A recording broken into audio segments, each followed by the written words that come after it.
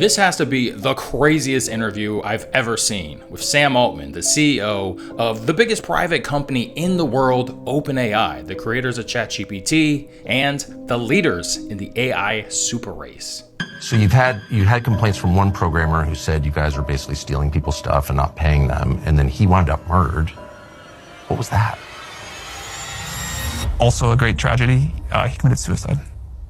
Do you think he committed suicide? I really do. This video is about an AI whistleblower who worked at OpenAI, who died of a self-inflicted gunshot wound, at least officially. But a whole lot of evidence seems to point to a possible murder. Now, by the way, those are Tucker Carlson's words, not mine. And honestly, you're gonna have to decide for yourself. In the last video, we only showed parts of the interview and some of the evidence surrounding whistleblower Suchir Balaji's peculiar death, as well as a whole bunch of juicy clips surrounding who the AI players actually are, like trillion-dollar companies, Google and Microsoft, as well as OpenAI's shady government contracts, and Elon Musk and Sam Altman's feud. How concerned is Sam Altman about annihilation, do you think? I think in reality he's not concerned about it. I don't trust OpenAI. I don't trust Sam Altman, and I don't think we want to have the most powerful AI in the world controlled by someone who is not trustworthy. If you haven't seen that video, make sure you go ahead and watch it. But in this video, I found some brand new evidence that I've never talked about before, so we're gonna be deep diving into the actual evidence, as well as going way further and showing a lot more of the actual interview, which you don't want to miss because Sam Altman's behavior is, well, you're about to see. So hit the like button, karate chop that subscribe, and buckle up because it's gonna be a bumpy ride.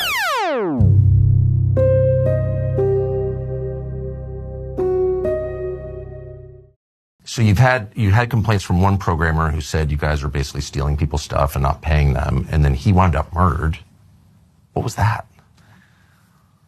Also a great tragedy, he committed suicide. Do you think he committed suicide? I really do. Have you looked? This was like a friend of mine. This is like a guy that, and not a close friend, but this is someone that worked at OpenAI for a very long time. I was really shaken by this tragedy. I spent a lot of time trying to, read everything I could, as I'm sure you and others did too, about what happened. It looks like a suicide to me. Why does it look like a suicide? It was a gun he had purchased. It was this is like gruesome to talk about, but I read the whole medical record. Does it not look like one to you? No, he was definitely murdered, I think. There were signs of a struggle, of course. The surveillance camera, the wires had been cut. He had just ordered takeout food, come back from a vacation with his friends on Catalina Island. No indication at all that he was suicidal, no note, and no behavior. He had just spoken to a family member on the phone, and then he's found dead with blood in multiple rooms. So that's impossible. Seems really obvious he was murdered. Have you talked to the authorities about it? I have not talked to the authorities about it. And his mother claims he was murdered on your orders. Do you believe that? I'm asking. You just said it. So do you believe that? I think that it is worth looking into, and if a guy comes out and accuses your company of committing crimes, I have no idea if that's true or not, of course, and then is found killed and there are signs of a struggle, I don't think it's worth dismissing it. I don't think we should say, well, he killed himself when there's no evidence that the guy was depressed at all. I think, and if he was your friend, I would think you would want to speak to his mom or... I did offer. She didn't want to. We'll get back to the interview in a second, but first, a little background data. Suchir Balaji worked at OpenAI in the early years in charge of scraping the internet for data, until he found out that there were some unethical things about scraping that data, and so he decided to resign. A little later, the New York Times decided to sue OpenAI for copyright infringement, essentially stealing their articles in this scraped data. Suchir Balaji would be named custodial witness in this case. He worked at the company, he had insider information, but most of all, he had actual document evidence of this. So, on November 18th, he was publicly named custodial witness, and only 8 days later, he was dead. Cops come in to investigate, and they find that he was shot with his own gun. So they very quickly called it a self-inflicted gunshot wound and essentially closed the case. But they did take a little bit of evidence, such as his laptop, which supposedly held these documents that were going to be used in this copyright infringement case. And supposedly, Suchir shot himself, but the gunshot entry was at a downward angle, which seems a little bit suspicious. And there was blood in multiple rooms, which also seems Pretty suspicious, but I guess it could happen. There's no note. There's a chunk of a wig, which he didn't own a wig, that's sitting in the pool of his blood, which is extremely bizarre. The camera wires to his apartment complex were cut. The apartment was in disarray. It looked like it had been ransacked, and there was a sign of a struggle. And it gets way deeper than that. So, do you feel that, when people look at that and they're like, it's possible that happened, do you feel that that reflects the worries they have about what's happening here? Like, people are afraid that this is like... I've done too many interviews where I've been accused of like... Oh, I'm not accusing you at all. I'm just saying his mother says that.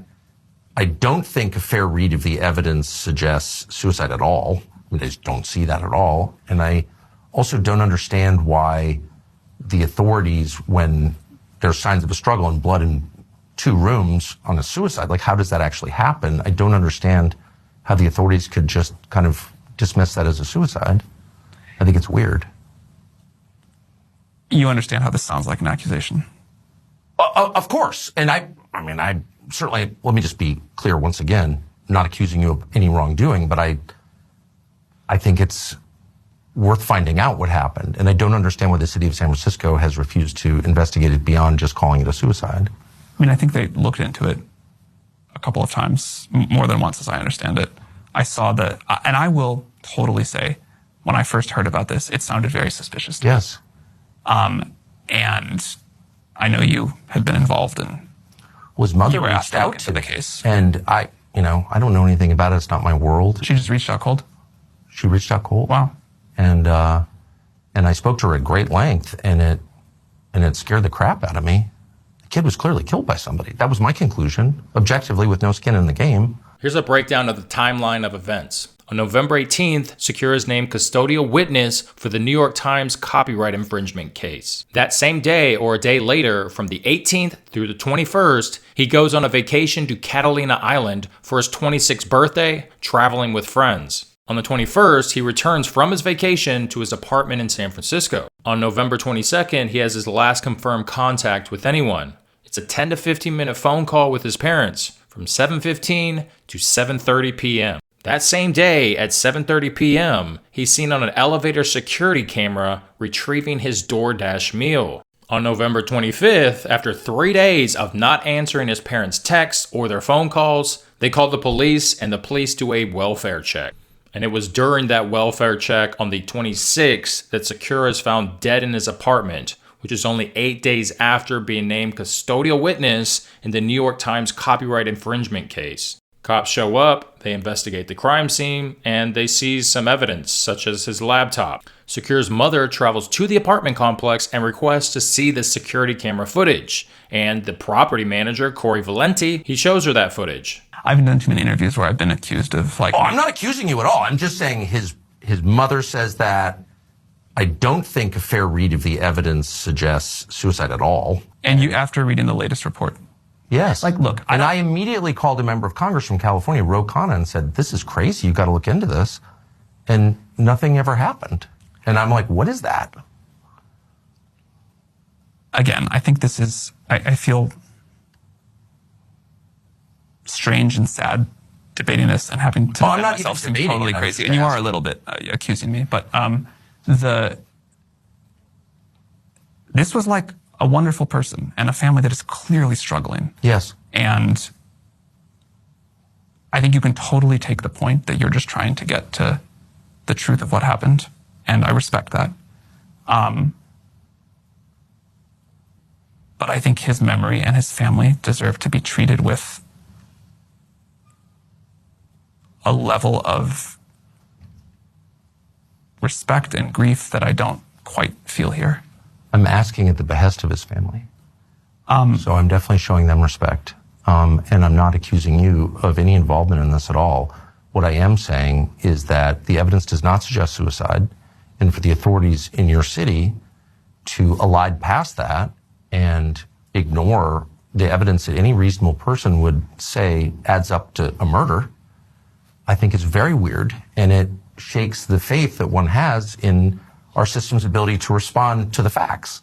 So what I was going to say is after the first set of information that came out, I was really like, man, this doesn't look like a suicide. I'm confused. This looks like... Okay, so I'm not being crazy. So you remember the apartment manager, Mr. Valenti, who showed Suchir's mom the actual security camera footage, the raw footage? Yeah. The day after he does that, he's fired, which honestly seems pretty suspicious. I don't know if he's even allowed to do that, but it seems a little suspect. So Suchir's mother decides to hire a lawyer and files a wrongful death lawsuit, but not against OpenAI because there's really no case there. She actually files the wrongful death lawsuit against the apartment complex. Why? Well, before filing that lawsuit, they requested the apartment complex to show those security camera footage to give them a copy, and they wanted about 7 days worth of footage around the time of the incident. But the apartment complex gave them a pretty hard time about it, and they actually ended up only giving them 2 days worth of footage, November 22nd and November 23rd. Remember, he's found dead on the 26th, so they are missing a ton of potentially super applicable footage. Plus, the footage that they actually did receive, including the footage of Suchir entering the elevator to retrieve his DoorDash meal. Suchir's mom contests that actual footage. She says he could not have been in the elevator because she was on the phone with him at exactly 7:30 p.m., the timestamp of that elevator footage. She also claims that that's not even Suchir in the security camera footage because there are physical features that are different with the man in the footage. Does the wig come into play here? I don't really know. So the mother is claiming an imposter theory, and the wrongful death lawsuit alleges that the apartment complex is hiding the footage, and the footage that has a timestamp on it, the timestamp's been manipulated. That's not the right time. He could not have been in that elevator at 7:30 because she was actually on the phone with him. This footage could actually hold the key to cracking the case wide open, thus the wrongful death lawsuit against the apartment complex. Stick with me on this because it's about to get even more bizarre, if that's even possible. So after his death, the city orders an autopsy because it's a self-inflicted gunshot wound. They want to be sure. So they order an autopsy. The autopsy concludes that it's a self-inflicted gunshot wound, and the gunshot entered from front to back at a downward angle. The parents, they don't believe that. They ordered their own independent autopsy. So this autopsy has completely different findings. This autopsy, conducted by Ronald Grazer, concludes that he was shot from the back to front, on the back of his head, slightly left and to the right, something like this, which, if that is true, it's telling us a completely different story than self-inflicted, right? I mean, that's the conclusion I'm drawing from back here. So this seems completely impossible, and this is being disputed, but I've found some source that is actually claiming there were 2 gunshot wounds, which, draw your own conclusion. So the autopsy in that case has a conclusion that it's inconsistent and very suspicious. A completely different finding, right? Plus, they found a large bruise on the back of his head, which they claim was likely that he was struck before the actual firing of the gun. I was really like, man, this doesn't look like a suicide. I'm confused. This looks like... Okay, so I'm not being crazy here. Well, but then after the second thing came out and the more detail, I was like, oh, okay. What changed your mind? The second report on the way the bullet entered him and the sort of person who had like followed the sort of likely path of things through the room. I assume you looked at this too. Yes, I did. And what about that didn't change your mind? It just didn't make any sense to me. Why would the security camera wires be cut? And how did he wind up bleeding in 2 rooms after shooting himself? And why was there a wig in the room that wasn't his? And has there ever been a suicide where there's no indication at all that the person was suicidal who just ordered takeout food? I mean, who orders DoorDash and then shoots himself? I mean, maybe. I've covered a lot of crimes as a police reporter. I've never heard of anything like that. So no, I was even more confused. This is where it gets into, I think, a little bit painful, just not the level of respect I'd hope to show to someone with this kind of mental illness. I get it. I totally get it. It's people just do commit suicide without notes a lot. Like that happens. For sure. People definitely order food they like before they commit suicide. Like this is an incredible tragedy, and that's his family's view, and they think it was a murder, and that's why I'm asking the question. If I were his family, I am sure I would want answers, and I'm sure I would not be satisfied with really any. I mean, there's nothing that would comfort me in that, Right. Like, so I get it. I also care a lot about respect to him. Right. Building on the autopsy situation, we have one autopsy saying he was shot front to back, and a second autopsy saying he was shot back to front. But both autopsies concluded that he had the presence of alcohol in his system and a drug called GHB. The alcohol level was 0.178, which is twice the legal limit. And GHB is the drug that people slip into drinks to take advantage of them in some type of way. I never knew this before, but supposedly in places like San Francisco, GHB is actually taken recreationally, at least to a certain extent. It's called the club drug or liquid ecstasy. But Suchir's mom makes the point that if he was twice the legal limit on alcohol, and he had GHB in his system, a drug that typically can knock you out pretty quick, then in that elevator security camera footage where he's going to get his DoorDash, he would have been highly impaired and he would have been probably falling over. And she was on the phone with him at 7:30 and she didn't notice anything. So this builds her imposter theory of it wasn't even him in the security camera footage. And this is another big one. GSR, gunshot residue. If someone fires a gun, you're going to have gunshot residue on their hands. But in the two autopsy findings, it's completely controversial because the one done by San Francisco City said there was GSR on his hands, and the independent one says there's no detection of GSR at all. Let's move on to the evidence of inside the actual apartment. The deadbolt. The police arrived for this welfare check and they noticed that the deadbolt is locked from the inside, which would go to show that there was no one else inside that apartment besides Suchir. But this can be debunked in a couple of ways. One, someone could have been in that apartment for a couple of days, and they could have easily taken his keys and gotten a copy, so when they exit the apartment, they lock the door with a copy and his keys are still there. It's locked from the inside. Two, you have a string trick. You take a piece of string like a fishing wire or something high tension, you wrap it around the deadbolt mechanism on the inside, you close the door, and then you pull the string and it locks it from the inside. You also have something pretty simplistic that if there's a key slot on the outside, then they could have easily just picked the lock. They close the door and then they lock it using a lock picking mechanism. This is fairly basic, but it relies on the fact that I'm not really sure if there is actually a key slot on the outside. And again, we're missing security camera footage, so we haven't seen all the security camera footage. We don't know if someone's coming in or out of the apartment or if someone locked the door. Then we have Suchir's body. It's found in the bathroom, lying in a pool of blood, but it's about halfway through the bathroom, but mainly in the bathroom. And we have a blood-stained pattern on the actual bathroom wall. But according to blood-stained pattern analysis, it's inconsistent with the self-inflicted gunshot wound. So they remove Mr. Balaji's body, and after it's removed, we find some damage to the bathroom wall. There's a hole in the wall and a dent. Now, this may or may not be evidence or applicable, but one thing we do know is that crime scene was actually not secured, and it's been tainted. So how do we actually read the evidence? We don't know. Who was there? We don't know. But we do know that the apartment staff installed a new exhaust fan in the bathroom. And if they installed that exhaust fan, then it probably was them at the apartment, at least them, if not more people. And installing that new exhaust fan ruins any potential evidence, forensic evidence in the exhaust fan. And the apartment was ransacked. It looks like someone was searching through the apartment looking for something. Or it indicates an actual struggle. There's blood in multiple rooms, which, like Tucker Carlson said, that's impossible. There's a pool of blood found underneath his body, obviously, and there's blood at the entrance of his bedroom. Then we find the earbuds, which have been strewn apart. The cord's been ripped apart. There's blood on the earbuds, and there's hair found on the earbuds. And this is found near the entrance to the bedroom, away from the body. And this definitely could indicate a struggle. At least that's what the parents believe. There's also blood found on the apartment door and leading into the main living space. All of this blood is found pretty far away from the body in multiple places, so that seems pretty suspect.